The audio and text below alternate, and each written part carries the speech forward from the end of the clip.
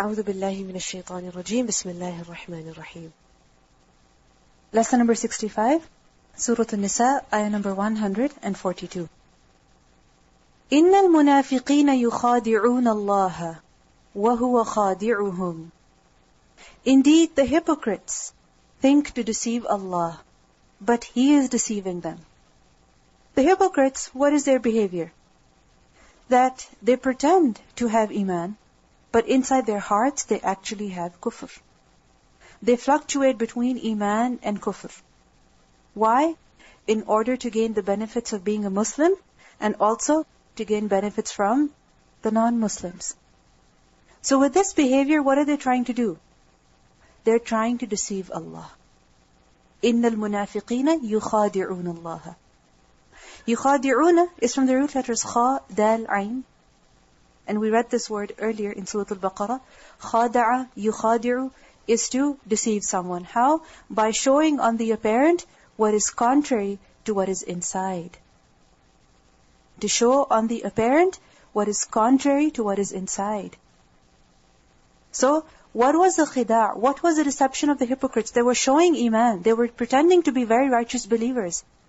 But in reality, in their hearts, they had disbelief. So they're trying to deceive Allah. How? By their outward profession of faith. By their outward profession of faith. And on the inside, by hiding kufr. So, by this behavior, they were thinking that they were actually deceiving Allah. Because the reality is that no one can ever deceive Allah. Why? Allah subhanahu wa ta'ala is alim bidati sudur. If a person is showing something on the apparent that is different from what is inside, Allah subhanahu wa ta'ala knows what He is showing and what is inside. So Allah can never be deceived. And what it means by يُخَادِعُونَ اللَّهَ is that they think that they are deceiving Allah. Why? Because they have managed to deceive some people. They think that they have deceived people, the rest of the believers in this dunya. So on the Day of Judgment, similarly, they will be able to deceive Allah by saying that we are believers. Which is why we learn that يَوْمَ يَبْعَثُهُمُ اللَّهُ جَمِيعًا فَيَحْلِفُونَ لَهُ كَمَا يَحْلِفُونَ لَكُمْ. That on the Day of Judgment, when Allah subhanahu wa ta'ala will gather all people, what will the hypocrites do? On that day also, they will swear to Allah, just as they swear to you today, that they are believers, that they are sincere. So they think that they're deceiving Allah. They have been successful in deceiving Allah. But the reality is that they're not deceiving Allah. The reality is that وَهُوَ خَادِعُهُمْ. He is actually deceiving them. خَادِعُ. Khadir is one who deceives. And notice for the hypocrites, يُخَادِعُ was used. The verb was used. And Allah subhanahu wa ta'ala uses the noun for Himself. Why? Because when someone is described with the noun, it shows that they have more ability over that particular action. They have more ability to do that. They are more powerful in performing that action. So وَهُوَ خَادِعُهُمْ, the same word has been used. Why? Because it shows quwwah. It demonstrates the strength of Allah subhanahu wa ta'ala. You know, if somebody is deceiving you and you're not able to play along with them, what does that show? That you are being fooled. But if you are able to deceive them in return, what does that show? That you are stronger than them. That you are more powerful than them. So over here, خَادِعُهُمْ, Allah subhanahu wa ta'ala uses it for Him. This is not blameworthy, but rather it is praiseworthy for Him because it shows His power. It shows His strength. That He's not a victim of their deception, but rather He is the one who is deceiving them. Now the question is, how is Allah subhanahu wa ta'ala deceiving them? This is understood in several ways.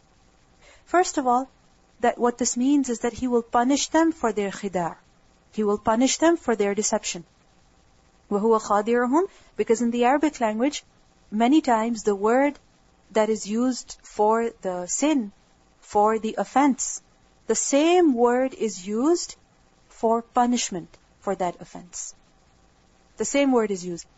So هُوَ خَادِعُهُمْ, what this means is that He will punish them for their khida', for their deception. How?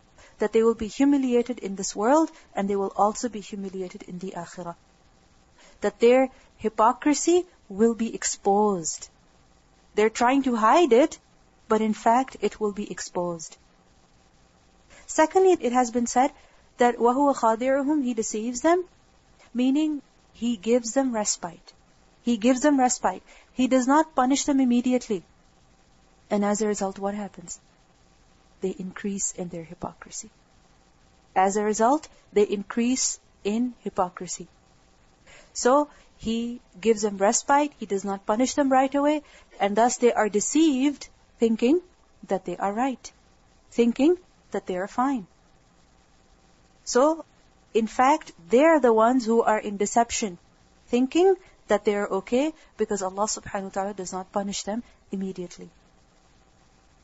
وَإِذَا قَامُوا إِلَى الصَّلَاةِ, and when they stand to pray, when they stand in order to perform the salah. How do they stand to pray? How do they approach salah? قَامُوا كُسَالَى, they come to prayer lazily. This is the behavior of the hypocrite with the most honored and best act of worship. The most righteous act of worship, salah, which is an obligation on the believers how many times a day? 5 times a day. This is how much Allah loves salah. This is how much Allah subhanahu wa ta'ala likes the prayer. And the hypocrites, what is their behavior? What is their characteristic towards salah? That when they pray lazily. Kusala. The word kusala is the plural of kaslan. It is the plural of kaslan. And kaslan is from the root letters kaf, sin, lam. Kaslan is one who is lazy, one who is sluggish, one who is lazy in what he shouldn't be lazy in. So basically, kasal is to be lazy with regards to something that a person should not be lazy in a matter of something that a person should not be lazy in. So why is this word being used over here? Because they are lazy in performing salah. And performing salah, a person should not be lazy about it. A person should be careful about performing salah, making sure that he prays at the right time, and making sure that he approaches salah with happiness as well. Now what does it mean by this? That قَامُوا إِلَى الصَّلَاةِ قَامُوا كُسَالَى. This has been understood in 2 ways. That when they come to pray, when they come to pray. And remember that for the men, where do they have to pray? In the masjid. So when they go to pray in the masjid, how do they go? Lazily. Lazily. That they delay going, they dislike going, they go very reluctantly. And if they do go, they take their time and they're late. Secondly, قَامُوا إِلَى الصَّلَاةِ قَامُوا كُسَالَى, that they pray while being lazy. Meaning they're very lazy in their salah. Now the question is, why do they pray like this? Why do they pray like this? Because they're not praying out of the hope of reward for praying salah. They're not praying, hoping for reward. Nor are they praying out of the fear of punishment for neglecting salah, for leaving salah. Why are they praying then? Just to please people. Just to satisfy people. Because if a person is truly praying to gain Allah subhanahu wa ta'ala's pleasure, to gain closeness to Allah, to get the approval of Allah, to gain some reward, he will not be lazy. And out of the fear that Allah will question me about my salah, a person will not be lazy. This shows that they're not praying from the heart. They don't believe in it. They don't have humility in the salah. They don't understand the salah. Because if they truly understood the salah, then they wouldn't pray like this. So outwardly, they're very lazy in performing the salah, in coming to the salah. They delay as much as they can. And when they do pray, how do they pray? Why do they pray? يُرَاءُونَ النَّاسِ, in order to show off to the people. يُرَاءُونَ from Ra, Hamza, Ya. Ru'ya, which means to see. So يُرَاءُونَ, they show, meaning they show themselves to the people. What do they show? Their salah. So why are they praying? Just to show people. Qatada said that by Allah, if the people were not there, they would not pray. What does it mean? If the people were not there, they would not pray. The only reason why they pray is because the other people are telling them to. Is because other people will question them. Other people will doubt them. So they're praying not out of the fear of Allah, but out of the fear of people. And this shows that they have no sincerity in their ibadah. No ikhlas. No sincerity in their ibadah. No interest in ibadah whatsoever. It is also said that yura'un an-nas, this is not just limited to salah, but it applies to all acts of worship that the hypocrite performs. He does so, why? Just to show off to the people, just to get their approval, so that people don't question their iman. Because remember, at the time of the Prophet ﷺ in particular, everyone used to pray. Everyone. What distinguished between a believer and a non-believer was salah. So if a person would not pray, what did that show? He's not a believer. So in order to save themselves, they would pray. And obviously they had no interest in salah, so they would come lazily. And when they would perform salah, they would only do so in order to please other people. وَلَا يَذْكُرُونَ اللَّهَ إِلَّا قَلِيلًا. And they do not remember Allah except very little. They only remember Allah a little bit. What does it mean by dhikr over here? First of all, dhikr refers to salah. That in the salah, fi salah, in the prayer, when they are actually praying, they don't remember Allah except only a little bit. What are they thinking about? Who are they remembering? Other people. What happened, what they said, what they should do, what they want, what they liked. This is what they're thinking about. They're not thinking about Allah subhanahu wa ta'ala. They don't mention Allah, they don't remember Allah in their salah. Secondly, it has been said that لَا يَذْكُرُونَ اللَّهَ إِلَّا قَلِيلًا, meaning outside of salah, they hardly ever remember Allah. The only dhikr of Allah subhanahu wa ta'ala that they do is what? Salah, because salah is also dhikr. So the only dhikr of Allah that they do is salah. That's it. Nothing other than salah. No recitation of Quran, no adhkar, no tasbihat, no istighfar, no dua, nothing. The only thing they do is prayer. That's it. Nothing more than that. No dhikr of Allah beyond salah. And this is something very scary. Because we need to check ourselves. How much do I remember Allah? When I eat, do I remember to mention Allah? After I eat, do I remember to thank Allah? When I go to the bathroom, when I come out of the bathroom, when I put new clothes on, do I remember Allah? When I see something beautiful, do I remember Allah? The hypocrite only prays the salah. That's it. Nothing more than that. Thirdly, it has been said that لَا يَذْكُرُونَ اللَّهَ إِلَّا قَلِيلًا. Over here, dhikr refers to salah. That they only pray salah except a little. They don't pray salah except a little. Meaning, they pray the least amount of salah. The shortest salah. The bare minimum. Just to get by. Just so that people don't question them. That's it. Nothing more than that. No extra salah. No sunnah. No nafil. And in the salah as well, just the bare minimum. They're not concerned about reciting different surah. They're not concerned about reciting different adhkar. Whereas there's so many adhkar that a person can read, so many different types of tasbihat that a person can read in his ruku', in his sujood, when getting up from ruku', between the sajda, in tashahhud. Then after Surah Al-Fatiha also, it's not necessary that you only pray Surah Al-Ikhlas. No. There are 114 surah in the Quran. But a hypocrite, he only prays a little bit. Just the bare minimum, just to get by. وَلَا يَذْكُرُونَ اللَّهَ إِلَّا قَلِيلًا. And remember we learned earlier that وَإِنَّهَا, indeed salat is لَكَبِيرَةٌ. Surely it is huge, it is great, إِلَّا عَلَى الْخَاشِعِينَ, except for those people who have khushu'. Because one who has khushu' in his salah, then he will do a lot of dhikr of Allah subhanahu wa ta'ala, inside salah as well as outside salah. وَلَا يَذْكُرُونَ اللَّهَ إِلَّا قَلِيلًا. Except only a little bit. And why is it called a little bit? Because literally in its quantity, it's very little. And it's also described as little because it's not acceptable. It's that little that it's not acceptable. And it's also called little because it is riya. Because if it was really done out of sincerity, then it would automatically be more. Remember that. It is called little. Why? Because it is done out of riya. They remember Allah, they mention Allah, they pray salah. Why? Out of riya. If there was ikhlas, then automatically the salah would be longer. There would be more dhikr.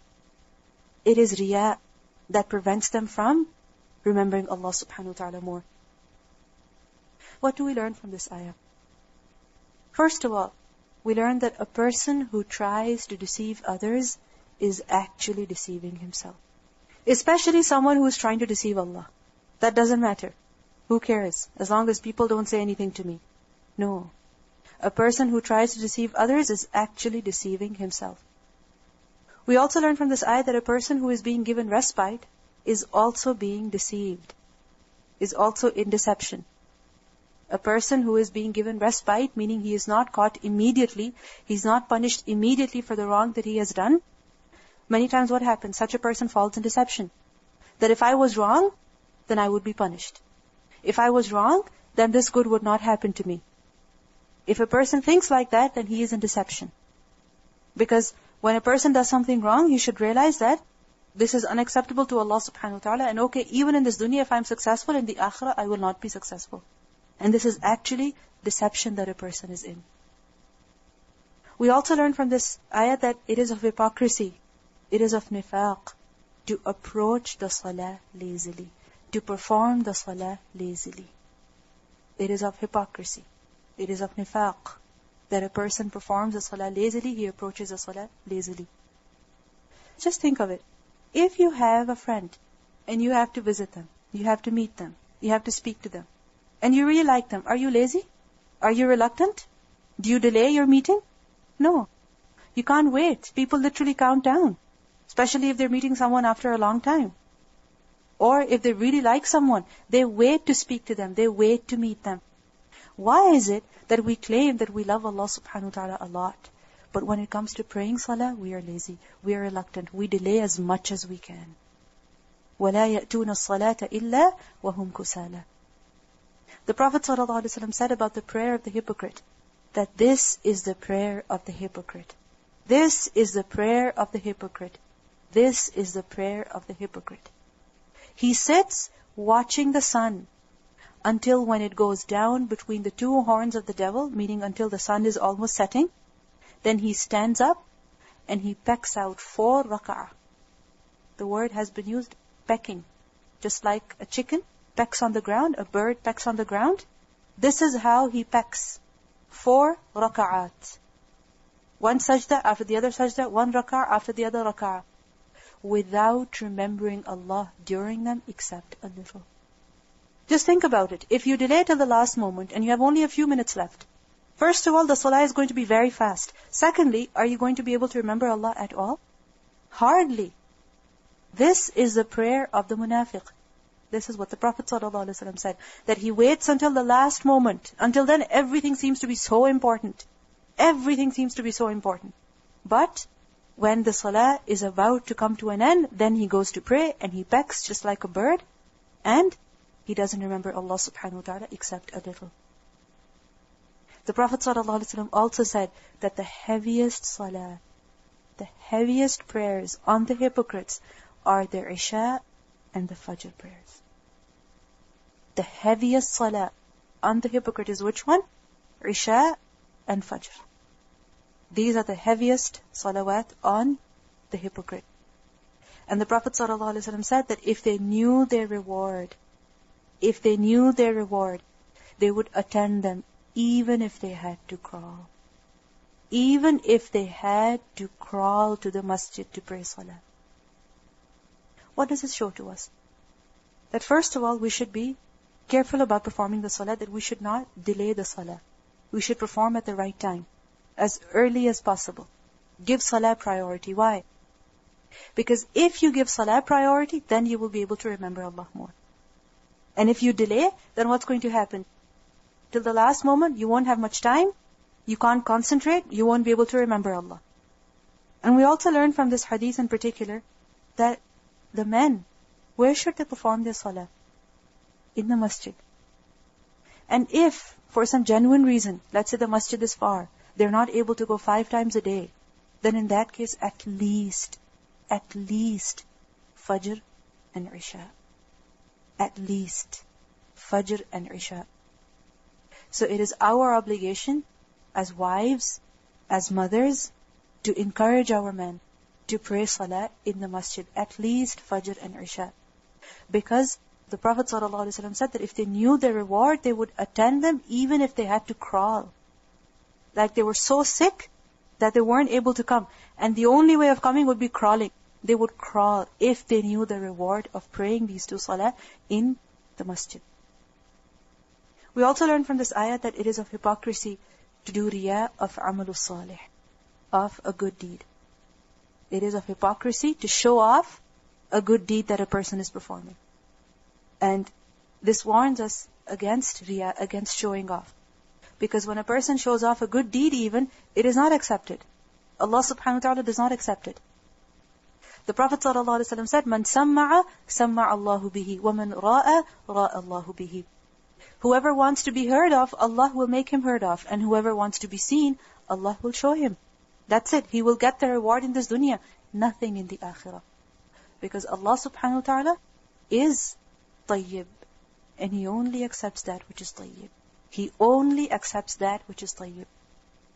He doesn't need a good deed that you're performing to please people and also to fulfill an obligation. No. He will accept only that deed which you're doing for His sake. Which you're doing for His sake only. We also learn from this ayah that because the hypocrites, they pray with kasal, they pray with laziness, and they only pray to show off, their salah is not accepted. How are they praying?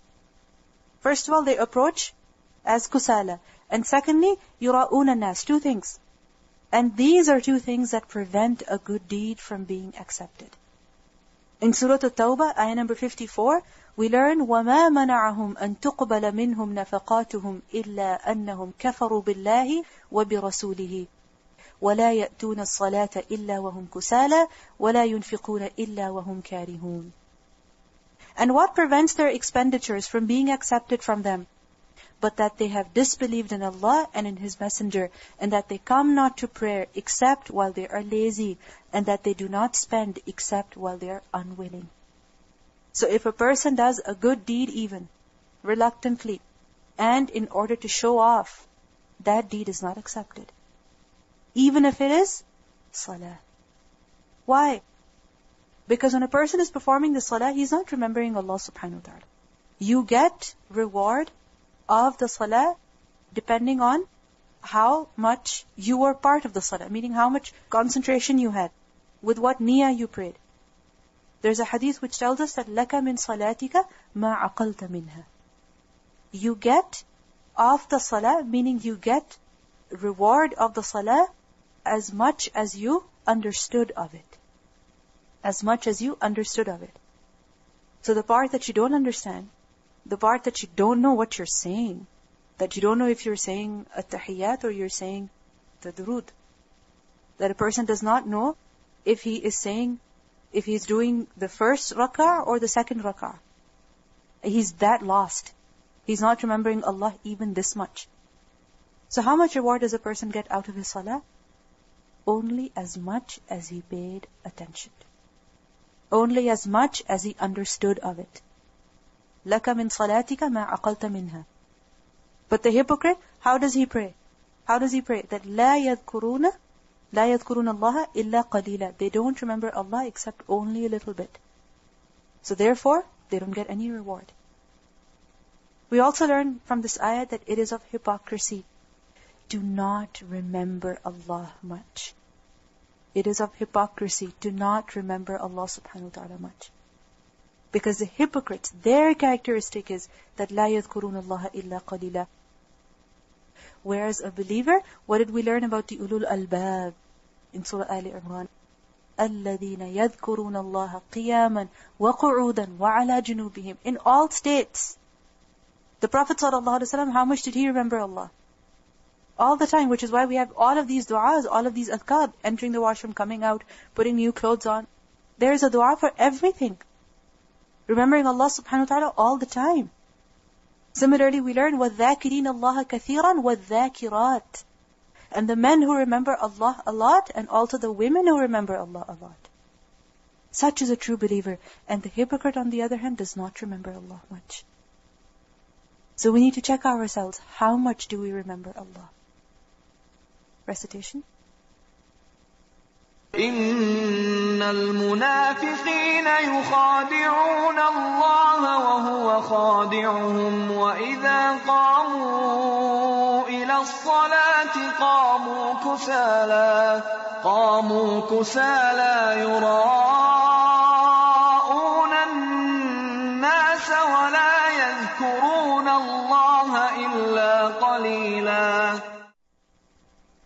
إن المنافقين يخادعون الله وهو خادعهم وإذا قاموا إلى الصلاة قاموا كسالى يراءون الناس ولا يذكرون الله إلا قليلا إن المنافقين يخادعون الله وهو خادعهم وإذا قاموا إلى الصلاة قاموا كسالى يراءون